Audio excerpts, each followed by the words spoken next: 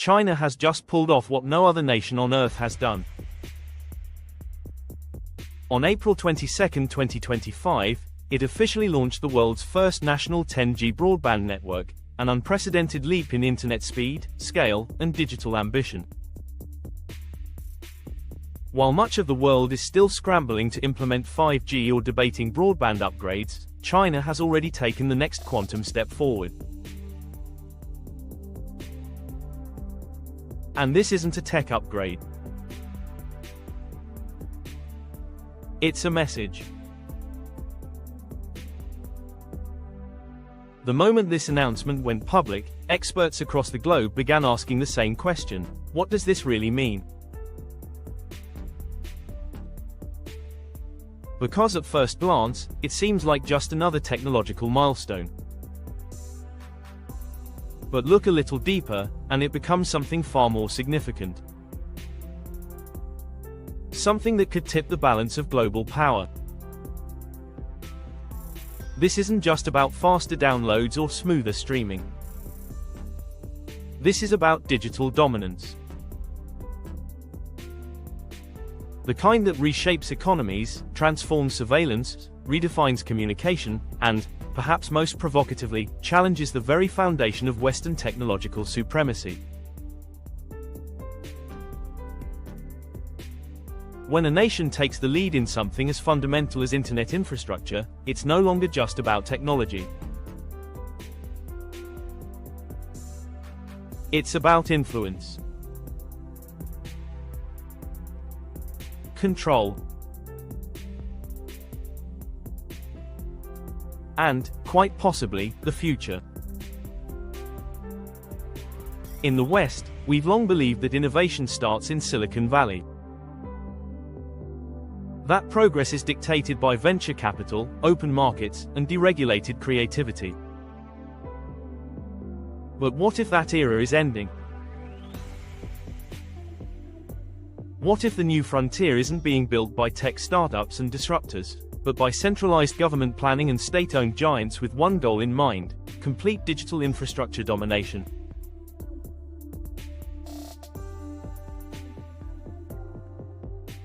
China's 10G internet is more than an achievement. It's a flex. A geopolitical move that signals not only where technology is going, but who will be in control when it gets there. Because while the US and Europe debate broadband subsidies and patchwork rollouts, China has laid cables, installed routers, and activated a network that may define this decade. This video isn't just about internet speeds. It's about what's really at stake when a global superpower weaponizes connectivity. We're diving deep into the facts behind 10G technology, the timeline that got us here, and the silent digital war that's unfolding beneath the surface. We'll explore how this breakthrough could impact your life, your data, and the world economy. And we'll ask the hard question no one wants to face: has the West already lost the tech race?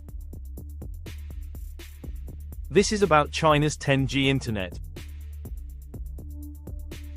But it might just be about everything else too. Understanding 10G, more than just speed. Before we dive into the implications of China's bold move, we need to understand exactly what 10G is, and just as importantly, what it isn't. Because when people hear 10G, many immediately assume it's simply the next generation after 5G mobile networks. That's not the case. In reality, 10G refers to 10 gigabit broadband technology. It's a fixed internet infrastructure, not a mobile one. Unlike 5G, which focuses on mobile connectivity and wireless performance, 10G is about wired networks, fiber optic systems capable of delivering 10 gigabits per second to homes, businesses, and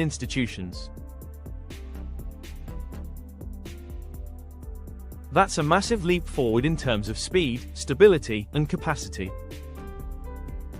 And this change isn't evolutionary. It's revolutionary. To put it into perspective, the average broadband speed in the United States hovers around 200 megabits per second. In Europe, depending on the country, it's often slower. Even the most advanced consumer fiber plans in many Western cities top out at 1 gigabit. 10 gigabits per second is not just 10 times faster. It opens the door to entirely new digital possibilities. We're talking about ultra-low latency, almost instantaneous response times. Imagine loading a high-definition film in less than a second, conducting real-time 3D medical procedures remotely, or managing thousands of autonomous vehicles on a synchronized traffic grid without a single glitch.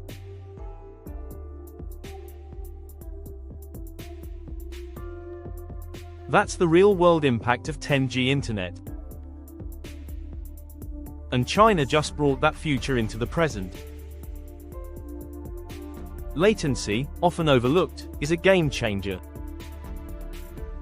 With 10G technology, latency can drop to just a few milliseconds. For the average user, that means zero lag on video calls, flawless cloud gaming, and seamless data synchronization across countless smart devices. For industries, it's transformative. Factories can run smarter. Logistics networks can be automated with surgical precision. Emergency services can respond using real-time data with zero delay. The bandwidth capabilities are equally staggering. While 5G promises faster mobile connections, 10G delivers a consistent, wired backbone capable of handling the exploding demands of artificial intelligence, augmented reality, smart cities, and global commerce. This isn't just about consumer convenience, it's about national capacity. Now compare this to the current state of broadband infrastructure in the West.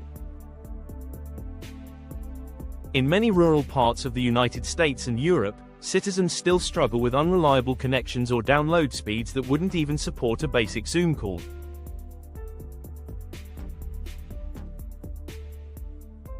The digital divide is real and growing. While China rolls out symmetrical 10 gigabit speeds nationwide, much of the Western world remains stuck with patchy coverage and aging copper lines. The gap isn't closing. It's widening. And here's where it gets controversial. In the West, broadband infrastructure has largely been shaped by private corporations. Internet service providers in the US, for example, operate in semi-monopolistic markets. This has led to high consumer prices, limited competition, and stagnation in infrastructure investment. While profits soared, innovation plateaued. In contrast, China's rollout of 10G was coordinated, centralized, and aggressively funded by the state. Whatever your stance on centralized power, the result is undeniable: China moved faster. What this means is that while the West debates telecom regulations, pricing models, and corporate mergers, China has already executed. It didn't need permission from multiple stakeholders. It didn't wait for consumer demand to justify investment. It just did it. And now, it reaps the rewards. Global internet speed rankings tell a revealing story. Countries like South Korea and Singapore consistently outperform Western giants in average broadband speed. But with this launch, China now positions itself not only ahead of the West, but ahead of everyone. And not just by a step. By a mile. This shift carries massive implications for the future of digital infrastructure. 10G isn't just about today's needs. It's a foundation for the next wave of technological growth. As artificial intelligence applications expand, as virtual reality becomes mainstream, and as devices multiply in every home, the need for scalable, lightning-fast infrastructure will become non-negotiable.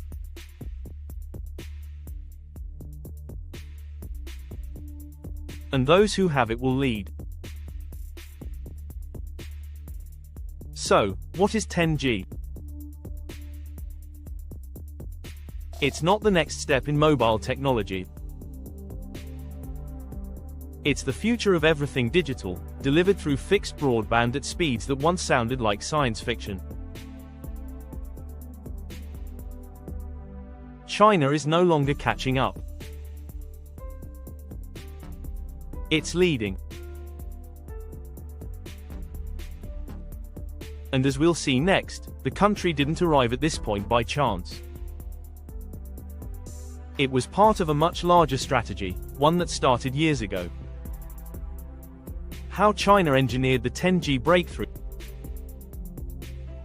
The launch of the world's first 10G broadband network didn't happen overnight. It's the result of a meticulously planned, state-driven campaign that stretches back over a decade. While other nations allowed their digital infrastructure to grow organically, or more accurately, chaotically, China took a very different path. It treated internet infrastructure as a matter of national security, economic strategy, and geopolitical power. To understand how China got to 10G first, we have to rewind to a time when it was still considered a technological underdog. Back then, most people didn't associate Chinese tech companies with innovation. They were seen as manufacturers, not visionaries. But behind the scenes, Beijing was already laying the foundation for a digital future that would change everything. The groundwork was first set with an ambitious policy known as Made in China 2025. It wasn't just a slogan. It was a blueprint to dominate key technological sectors, including telecommunications, artificial intelligence, and advanced manufacturing. This plan was backed by the full weight of the Chinese government, with hundreds of billions of yuan funneled into domestic tech firms and infrastructure projects.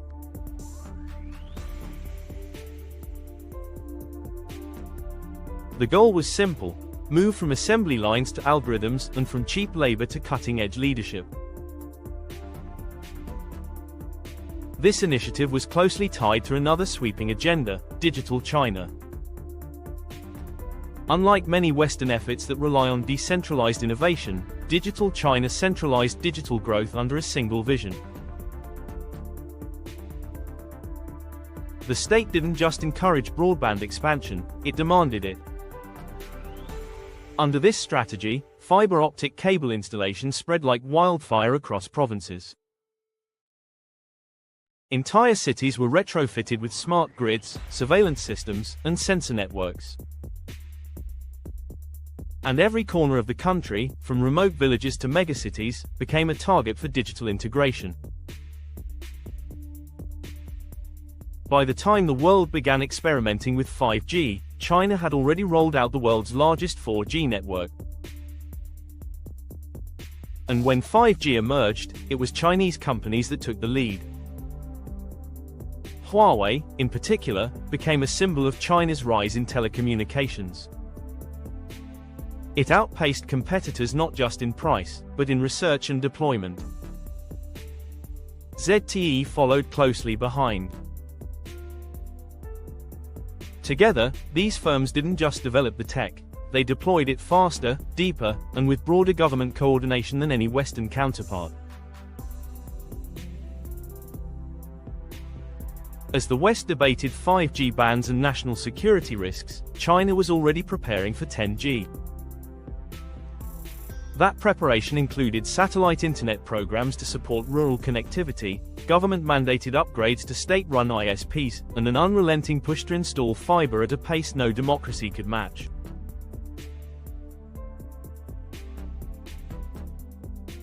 This wasn't about meeting consumer demand. It was about shaping the future. Nowhere is this more visible than in China's model smart cities. Shenzhen, once a fishing village, has transformed into a digital metropolis. There, autonomous buses glide through AI-managed intersections. Surveillance systems link facial recognition with real-time databases. High-speed networks allow public services to operate with near-zero latency. The entire city functions as a testbed for national digital initiatives, and its success has been exported to dozens of other cities across the country. What makes this transformation even more staggering is the level of investment. China has poured trillions into its digital infrastructure, not over time, but in massive concentrated waves of funding. These are not optional tech upgrades. They're part of an integrated economic strategy.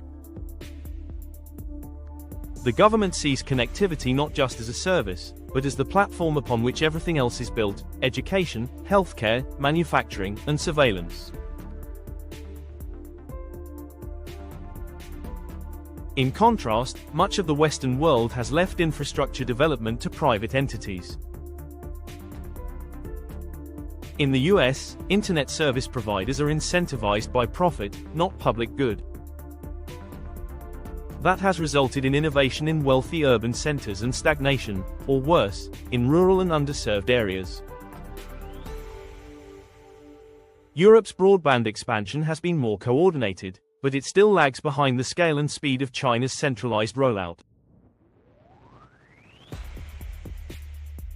While Western companies calculate return on investment, China simply decides and delivers.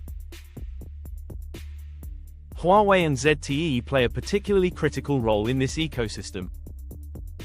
These are not just companies, they are extensions of the state's digital ambitions.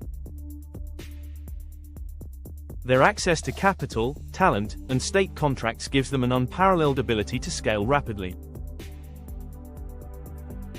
And their products are no longer just for domestic use. Under the Belt and Road Tech strategy, China is exporting its infrastructure model globally. From Southeast Asia to Sub-Saharan Africa, Chinese-built networks are becoming the standard. This global expansion isn't just about economic gain. It's about influence. Nations that adopt Chinese digital infrastructure are often tied into long-term contracts that give China ongoing access to data flow, maintenance rights, and sometimes even legal jurisdiction over network operations.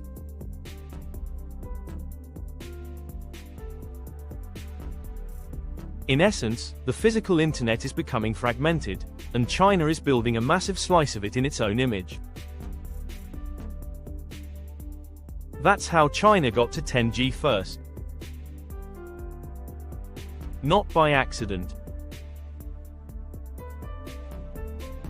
Not by luck. But by design.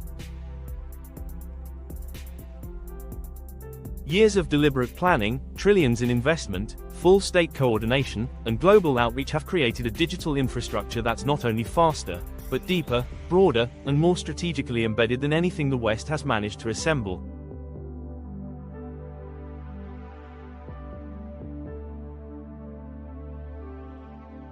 And this is only the beginning.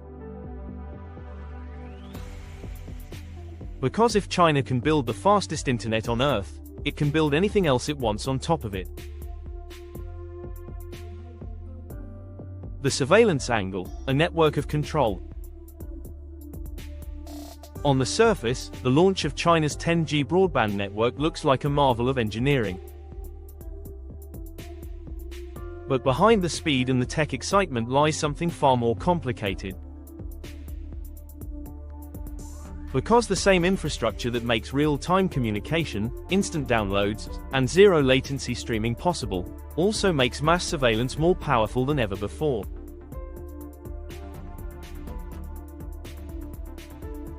With 10G, China hasn't just built a faster internet. It has built a data superhighway. A system capable of transferring vast amounts of information in real time, across every level of society. From city streets to classroom screens, from facial recognition cameras to health tracking apps, this kind of hyperconnectivity enables something no authoritarian regime in history has ever possessed: complete digital visibility.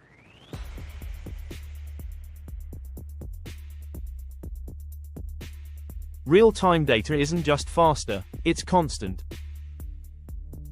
Every transaction, every movement, every facial expression captured through a camera lens can now be streamed, stored, and analyzed without delay.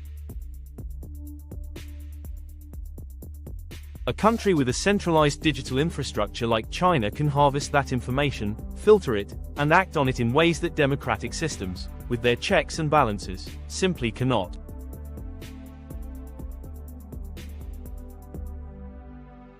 And this is where the conversation moves beyond bandwidth and enters the territory of control. One of the most controversial systems tied to China's digital infrastructure is its social credit system. This system uses data gathered from financial records, internet behavior, surveillance footage, and even social interactions to score citizens. That score can determine everything from travel privileges to loan approvals, school access to employment prospects. While the system varies by region and isn't fully standardized nationwide, the intent is clear. It's a fusion of technology and governance, a digital method of managing behavior at scale. With 10G speeds, that management becomes far more efficient. Cameras no longer need to store footage locally or sync hours later. Instead, they can upload high-resolution video in real time, feeding facial recognition databases with every passerby. Traffic violations can be instantly matched to license plates and citizen records. Social media posts flagged as politically sensitive can trigger automated responses. In a system where every second of lag could mean a missed infraction or a political slip-up, speed becomes power. Smart cities across China now operate as data-rich ecosystems, where everything is connected. In cities like Hangzhou and Guangzhou, AI-enabled traffic systems control not just lights, but pedestrian flow and public transit schedules. Surveillance drones patrol events, feeding live footage into government servers. And because the internet is no longer a fragmented, underpowered network, but a unified, ultra-high-speed platform, these surveillance tools don't just coexist. They collaborate. Ethical debates swirl around this model. On one side, you have proponents who argue that such systems bring efficiency, safety, and accountability. Crime rates in some regions have reportedly dropped. Emergency response times have improved. In pandemics, movement tracking allowed China to isolate outbreaks quickly and enforce quarantines with surgical precision. To the government, this isn't about oppression. It's about order. But the cost of that order is freedom. critics argue that such control mechanisms strip away privacy, autonomy, and the right to dissent. A society where your every action is tracked and judged, where algorithms decide your trustworthiness, is one that rewrites the relationship between citizen and state.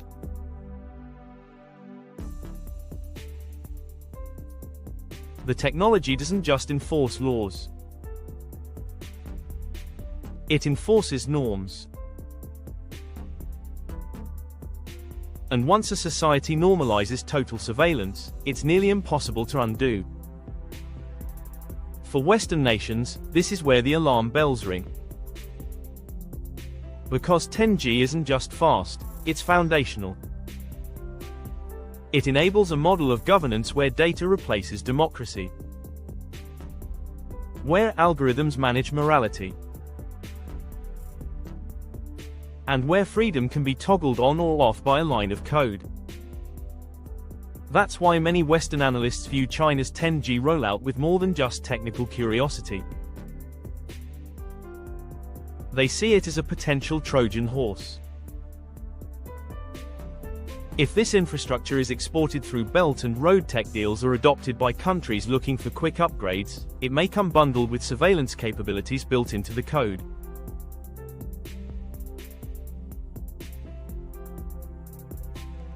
In places with weak legal protections or authoritarian tendencies, that kind of technology can quietly shift power away from people and into the hands of governments, or worse, into the hands of foreign developers.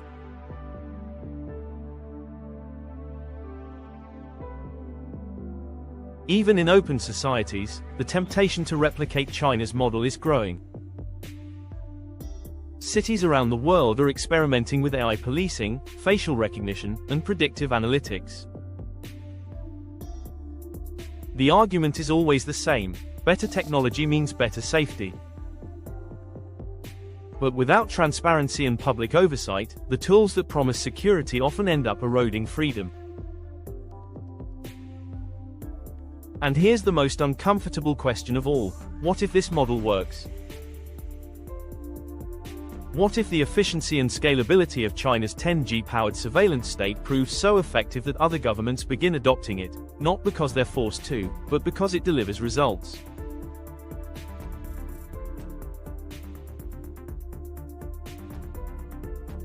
In a world driven by data, the most efficient system might also be the most controlling. So while the headlines celebrate faster speeds and futuristic connectivity, a different story is unfolding beneath the surface. China's 10G network isn't just enabling a smarter society. It's building the infrastructure for total visibility, for precision control, and for a new era of governance where freedom is no longer the starting point, but the variable. This isn't just about broadband. Tech power shift, from Silicon Valley to Shenzhen. For much of the digital age, Silicon Valley has been the beating heart of technological progress. From the early days of ARPANET, which laid the foundation for the modern internet, to the rise of industry giants like Apple, Google, and Meta, the West, particularly the United States, has set the pace for innovation. The world watched and often followed, as American creativity reshaped communication, commerce, and culture. But something has changed. The dominance once held by the West is no longer guaranteed. In fact, a quiet but dramatic shift has already begun. And if the launch of China's 10G network signals anything, it's that the next chapter of tech leadership may no longer be written in California, but in the industrial complexes of Shenzhen.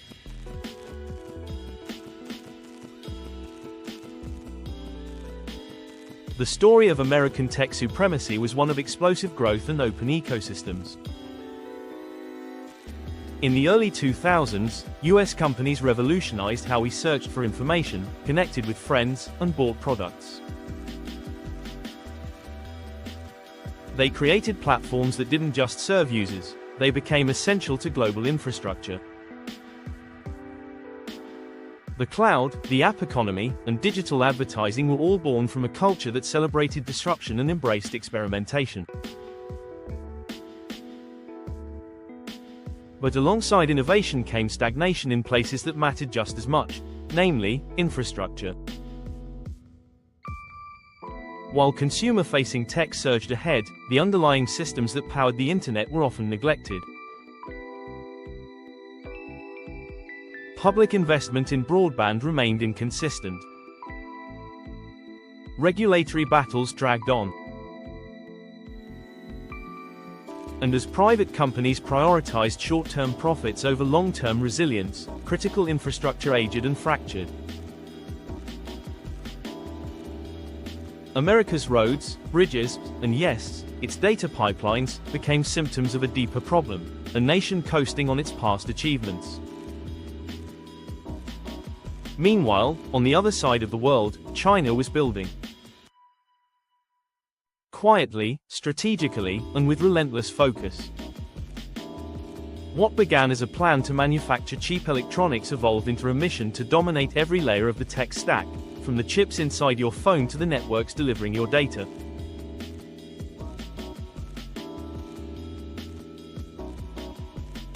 China's rise in chip manufacturing has been especially important.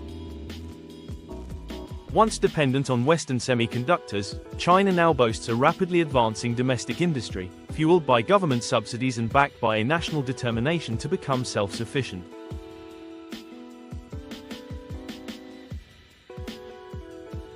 This development didn't happen in isolation.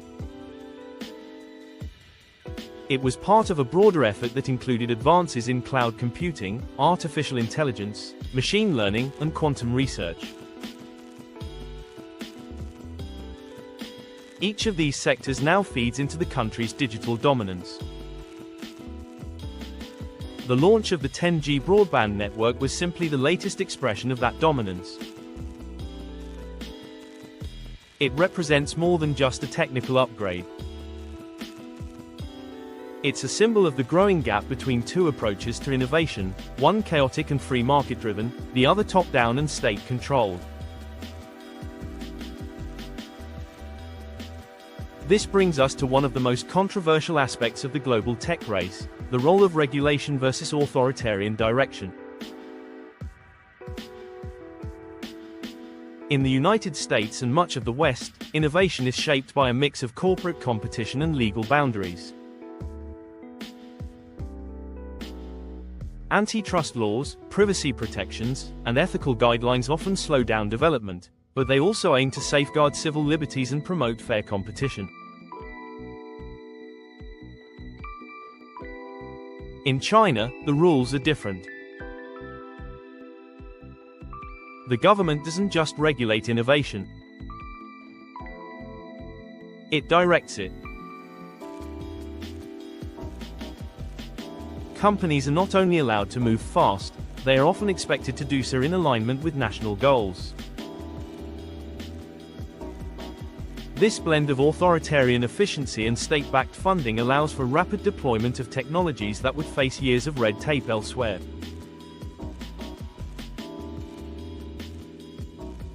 The trade-off, of course, is individual freedom. But in the eyes of Chinese leadership, the ends justify the means. Experts from global think tanks are now beginning to sound the alarm. Reports from institutions like the Brookings Institution, the Mercator Institute, and the Carnegie Endowment suggest that the West may be entering a period of permanent lag if it doesn't change course.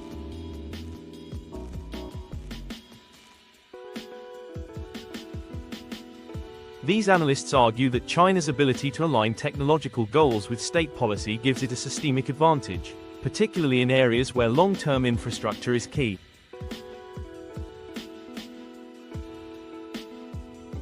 And it's not just about domestic success. China is exporting this model across the globe. In Africa, Southeast Asia, and parts of Eastern Europe, countries are signing deals with Chinese firms to build their networks, upgrade their data centers, and install smart city systems.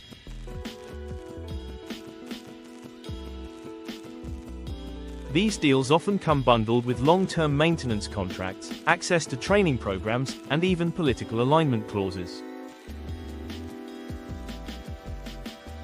In effect, China isn't just providing technology. It's offering a blueprint. In places where Western investment has been inconsistent or absent, this blueprint is often welcomed. It's fast. It's cheap. And it works. But it also creates dependencies.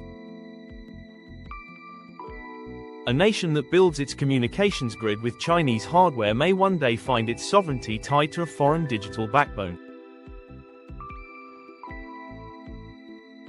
Western governments are beginning to respond, but the pace is slow. Infrastructure bills are passed, but rollout remains delayed. Funding is allocated, but execution is fragmented. Private tech firms still dominate the landscape, but their focus is profit, not policy. As a result, while the West debates, China deploys. This is the essence of the power shift. It's not that the West has stopped innovating. It's that the arena has changed. The game is no longer just about apps or gadgets. It's about who builds the roads that digital life travels on. And right now, China is laying those roads faster and farther than anyone else. The implications are profound.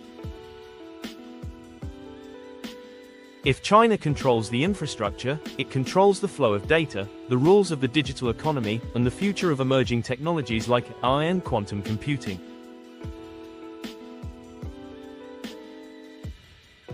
Silicon Valley may still house the world's most valuable companies, but Shenzhen may soon control the world's most critical systems. What was once a battle of innovation has become a battle of systems. And in this new war, the country that controls the pipes may control the power. Economic warfare, 10G and the new Cold War. In the 20th century, global superpowers competed with nuclear warheads, fighter jets, and satellite orbits. But in the 21st century, the new arms race is digital.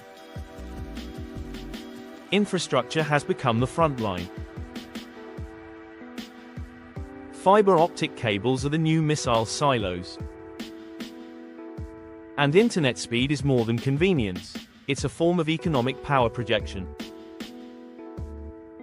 China's 10G network didn't just raise the bar for connectivity.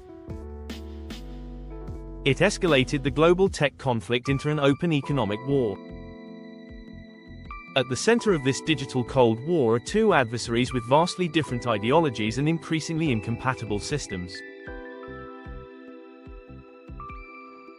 The United States, long accustomed to setting the rules of global technology, now faces a formidable challenge from a China that is not only catching up but in many ways pulling ahead.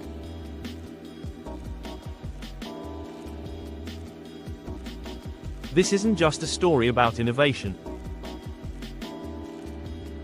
It's a battle over who gets to build the digital world's foundation, and who gets to control it. The trade war between the US and China didn't start with semiconductors or server farms. It began with tariffs, steel disputes, and currency manipulation. But once it shifted into technology, the conflict became existential. The moment Washington targeted Huawei and ZTE with sanctions and export bans, the message was clear: this wasn't just about trade imbalances anymore. It was about preventing China from dominating the future. Huawei, once a little-known telecom company, became a symbol of this larger conflict. Accused of espionage, linked to the Chinese military, and banned from key Western markets, it became the canary in the digital coal mine. When the US cut off Huawei's access to advanced chips and pressured allies to do the same, it signaled the start of a coordinated effort to limit China's technological expansion.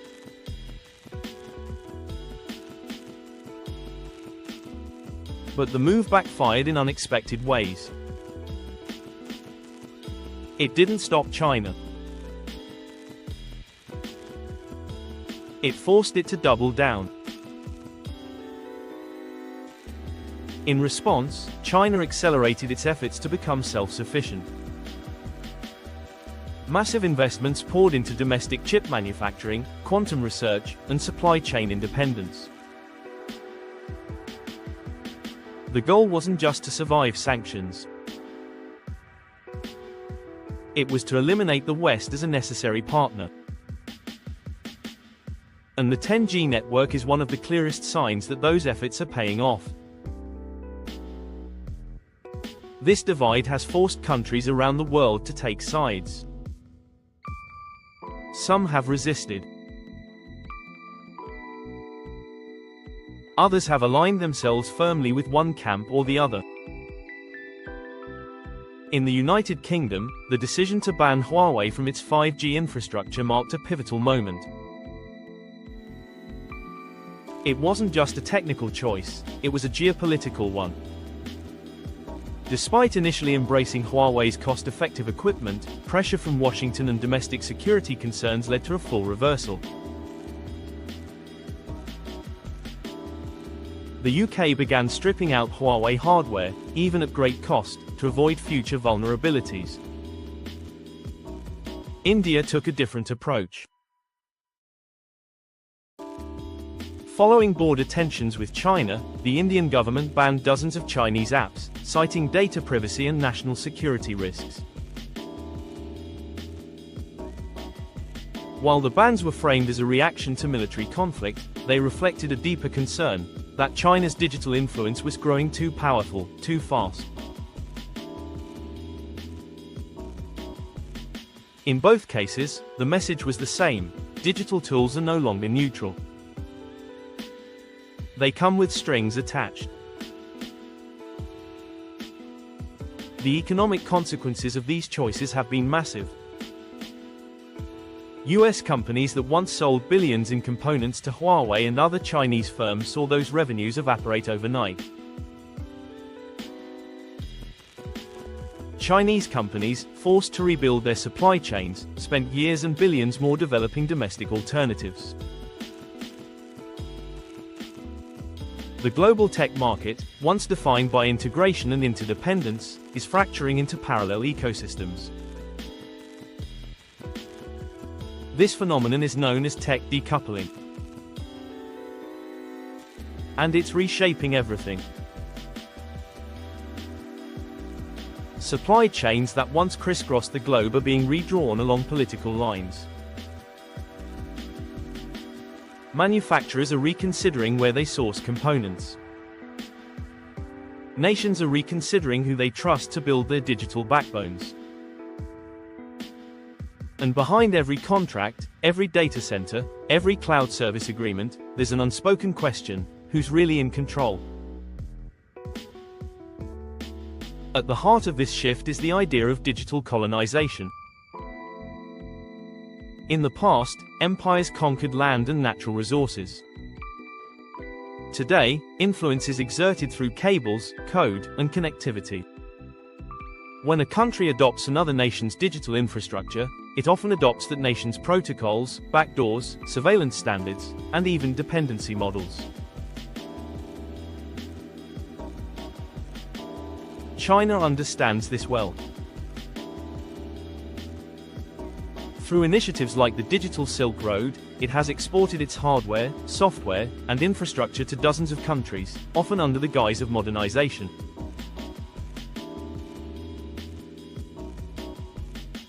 These partnerships offer low-cost, high-speed solutions to developing nations with limited alternatives. But they also create long-term reliance. When a government's communication system, public surveillance, and internet backbone are built by foreign contractors, sovereignty becomes a gray area. And in many of these agreements, China retains not only technical oversight but also legal influence. This is the crux of the new Cold War. It's not about direct confrontation. It's about influence without invasion. Control without conquest. China's 10G network isn't just a domestic success. It's a blueprint for global dominance, built one contract, one fiber optic cable, one satellite uplink at a time. Western nations are beginning to understand the stakes. New alliances are forming, aimed at securing supply chains, developing alternative technologies, and creating counter-networks to China's global digital sprawl. But the clock is ticking. And in the time it takes to negotiate policies, draft proposals, and pass infrastructure bills, China has already broken ground on the next phase. This isn't a theoretical future. It's already happening. And as the world divides along technological lines, the decisions made today will determine more than just speed or access. They will define who controls the infrastructure of the next century, and who answers to it. Western response: can the US and Europe catch up? As China races ahead with its 10G broadband network and a sweeping digital infrastructure empire, the natural question arises: can the West catch up, or has the gap already become too wide to close?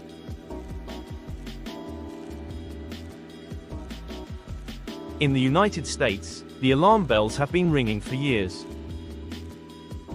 Experts, policymakers, and even CEOs have warned that the nation's digital infrastructure is not just outdated but dangerously vulnerable. From aging copper lines in rural towns to monopolized service areas in major cities, the American internet experience is increasingly defined by inconsistency, high prices, and limited access. While Silicon Valley continues to innovate in software and services, the foundation beneath it all, the pipes and wires that carry the future, is cracking. The Biden administration's response came in the form of a massive infrastructure bill, touted as the most ambitious of its kind in generations.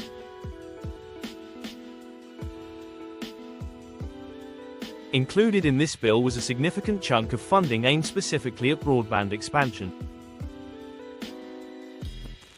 The goal was not only to bridge the digital divide but to make high-speed internet a basic utility, as essential as electricity or clean water. Billions were allocated to bring fiber optic networks to underserved regions, improve existing infrastructure, and incentivize competition among providers. On paper, it sounds like a bold leap forward. But critics argue that ambition doesn't always translate into action. Red tape, delayed rollouts, and the entrenched power of telecom monopolies continue to slow progress. Private companies often resist upgrades unless profitability is guaranteed. And while public funding is flowing, it remains to be seen whether the fragmented nature of the US telecom industry can deliver a cohesive national strategy that rivals China's centralized model. In Europe, the picture is similarly complex. The European Union's Digital Decade strategy promises a continent-wide transformation by the year 2030. The vision is grand: fast and secure connectivity for all citizens, the development of sovereign cloud systems, and increased investment in artificial intelligence and quantum computing.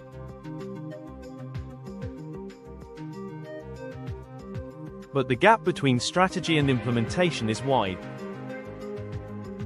While some member states like Sweden, Finland, and the Netherlands have made significant strides, others lag far behind.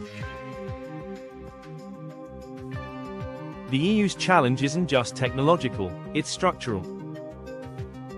Coordination across dozens of governments with differing priorities has led to a pace of progress that's cautious, at best. Some analysts see this as a fundamental weakness. Unlike China, which can issue a directive and see it executed nationwide within months, Western democracies must navigate public discourse, legal challenges, and corporate interests.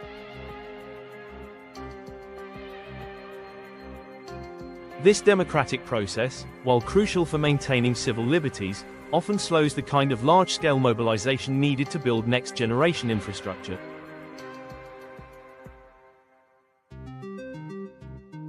In the race toward 10G, agility may matter as much as investment. The deeper issue may lie in the relationship between the public and private sectors.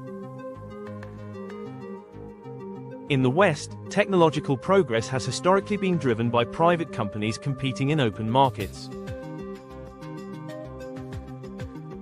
This model has produced groundbreaking innovation, but it also creates fragmentation. Companies are driven by profit, not public good. And without centralized coordination, the pace of infrastructure development is dictated by quarterly earnings, not national vision. This is the paradox of Western innovation. The same freedom that fuels creativity can also hinder large-scale coordination. While individual firms push boundaries in AI, biotech, and cloud services, the foundational layers of digital life, connectivity, speed, and access, are often left behind. When tech giants build faster networks, it's usually for their own platforms, not for public access. When governments step in, they face bureaucratic delays and political resistance. Despite these challenges, hope is not lost. Several Western nations are forging strategic partnerships to counterbalance China's lead. Japan, South Korea, and Taiwan, three technologically advanced democracies with strong innovation ecosystems, are emerging as critical allies in the fight to shape the future of digital infrastructure.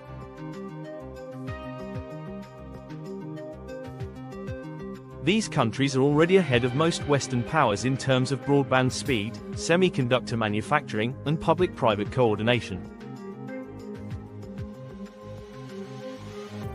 Their collaboration with US and European institutions could create a counter-network that rivals China's Belt and Road digital expansion.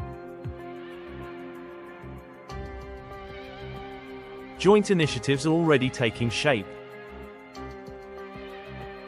The US has signed agreements with Japan to develop advanced semiconductor factories.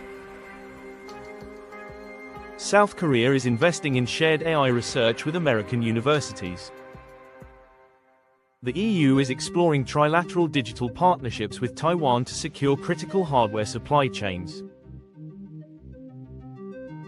These alliances are not just about technology. They are about values. Nations that prioritize transparency, data privacy, and democratic governance are beginning to rally together in defense of a more open digital future. Still, expert predictions remain cautious. Think tanks like the RAND Corporation and the Center for Strategic and International Studies warn that unless the West accelerates both its investment and coordination efforts, it risks becoming permanently reactive, always catching up, never leading.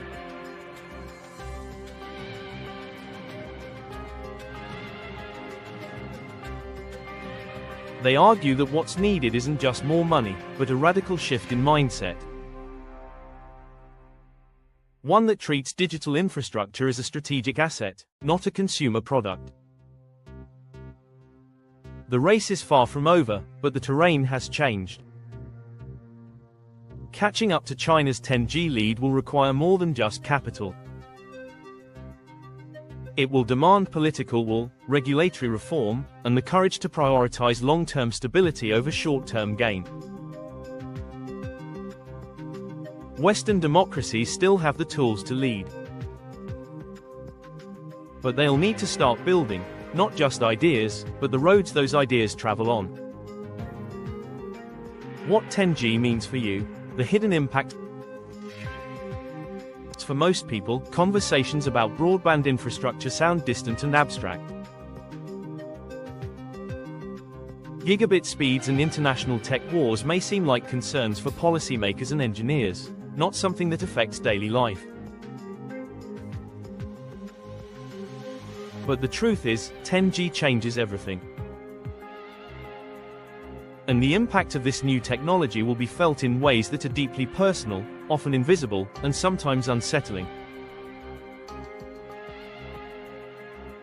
Imagine a world where telemedicine isn't just a video call with your doctor, but a high-definition, real-time diagnostic session using wearable devices that transmit data instantly.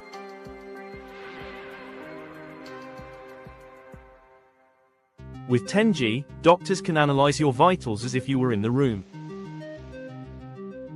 Emergency surgeries could be guided remotely by specialists thousands of miles away, without latency or lag. Lives will be saved not because the doctor is closer, but because the data gets there faster. The same shift is happening in transportation.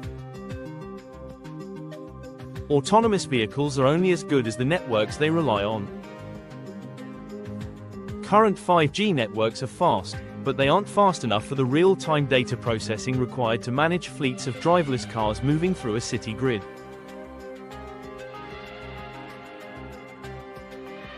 With 10G, those vehicles will communicate instantly, not just with control centers, but with each other.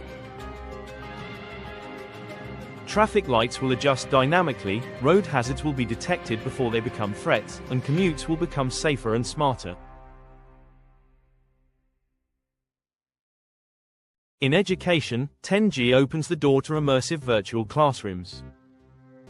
Students will attend lessons in augmented reality environments that feel like real spaces. Learning won't be limited by location or infrastructure. A student in a rural town could join a live virtual lab at MIT. Collaboration across borders, disciplines, and platforms becomes frictionless. Education becomes more equal, at least, in theory.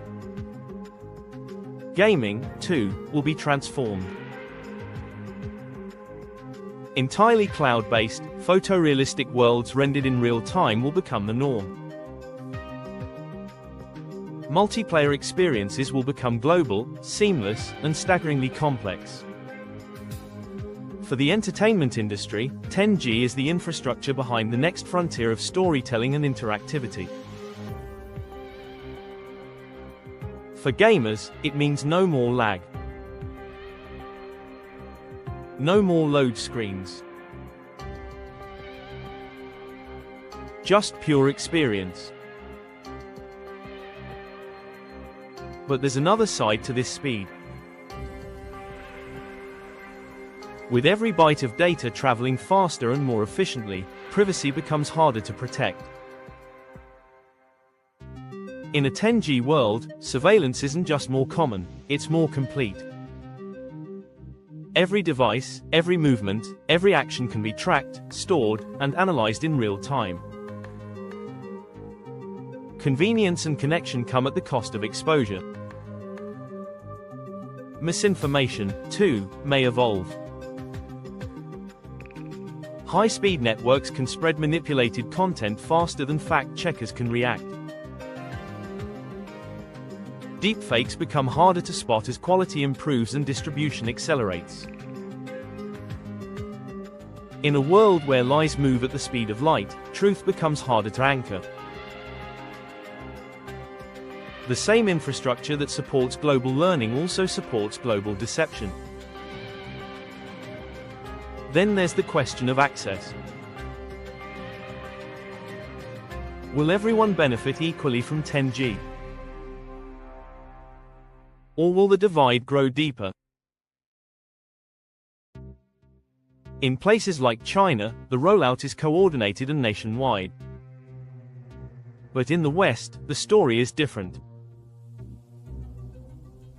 Cities may enjoy the benefits while rural regions wait years to catch up. Wealthier users may afford premium access while the rest settle for outdated speeds. What was once called the digital divide could evolve into a digital caste system, dividing society by access to speed and connection. There's another twist. Big tech companies, often celebrated for pushing boundaries, may quietly resist a widespread 10G rollout. The reason is simple: control. Many tech giants dominate the current infrastructure ecosystem. They host the content, control the platforms, and profit from limited competition.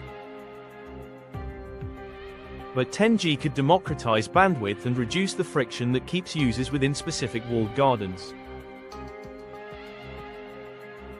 More speed means more freedom, freedom to leave platforms, access alternatives, and disrupt established power structures.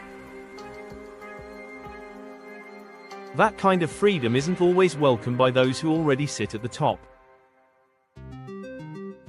So while consumers may celebrate faster internet and smoother experiences, the underlying dynamics are more complex. The infrastructure of tomorrow will shape the social structures of tomorrow. And as devices become more integrated, as services become more essential, and as networks become more invisible, the question is no longer whether we will be connected, but how that connection will define us.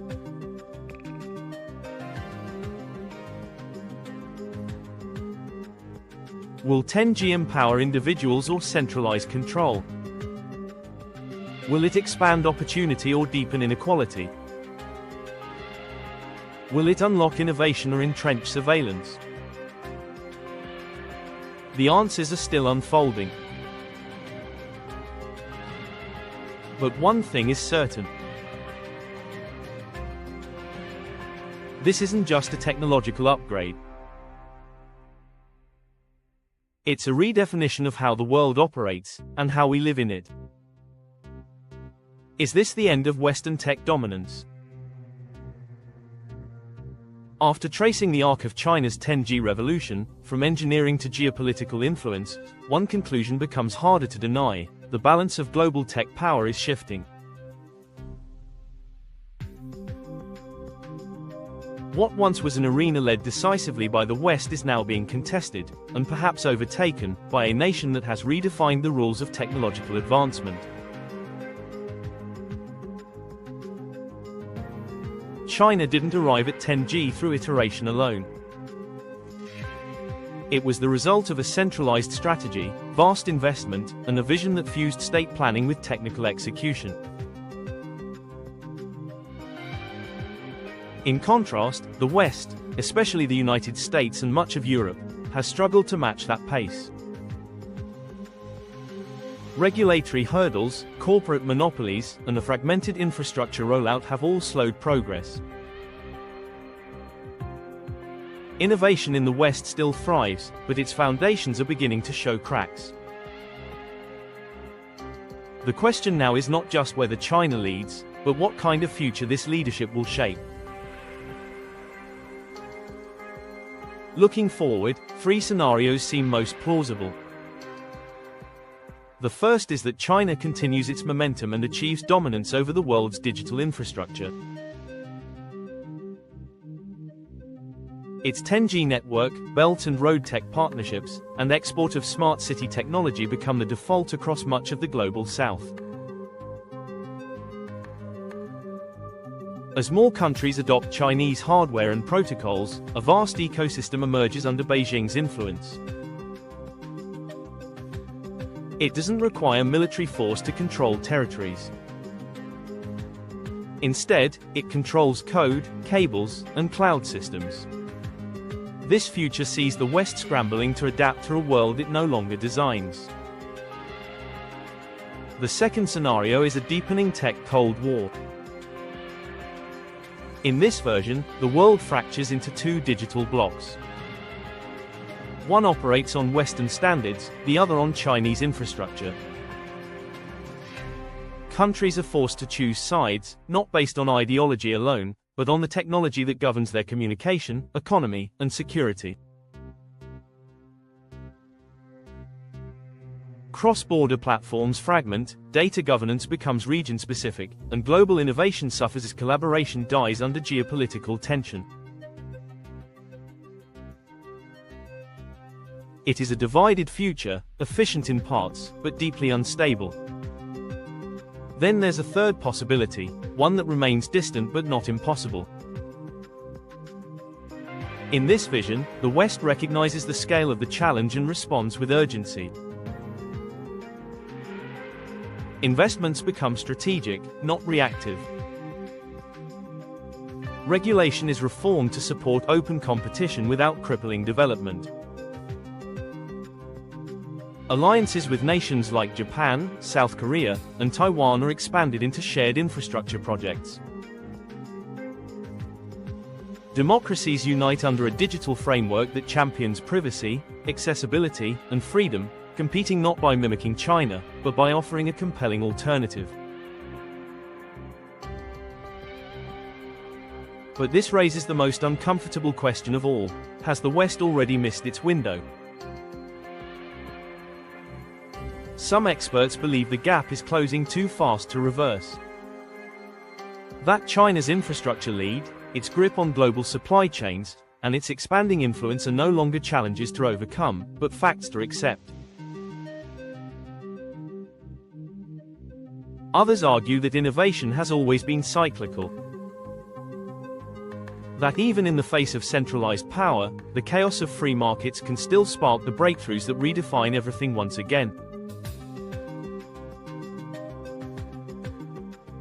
The truth likely lies in the tension between those two views. The West still has talent, creativity, and resources. What it lacks is coordination. What it needs now is clarity. China's 10G network isn't just a victory in speed. It's a signal. A declaration that the future of technology may no longer be written in English, but in Mandarin. And if the West wants a say in what comes next, it will have to move, not later, but now. So, is China's 10G network the end of Western tech dominance? Or is it simply the beginning of a new digital era, one that no longer belongs to any single region, ideology, or system? What we've explored today is not just a story about faster internet. It's a story about ambition, strategy, and the invisible infrastructures that now shape power in the modern world.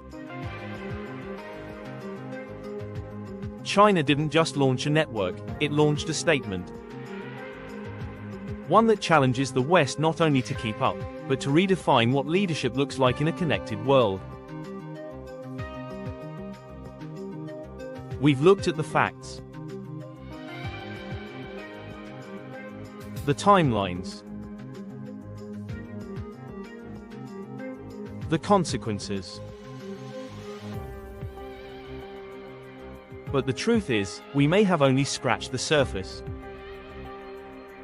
In chasing innovation, are we creating new freedoms, or new cages? Is the 10G era a celebration of possibility, or a Pandora's box of surveillance, control, and digital dependence? Now, we want to hear from you. Do you see this as a leap forward for humanity, or a shift towards something more controlled, more monitored, and more divided? Drop your thoughts in the comments. Challenge the ideas.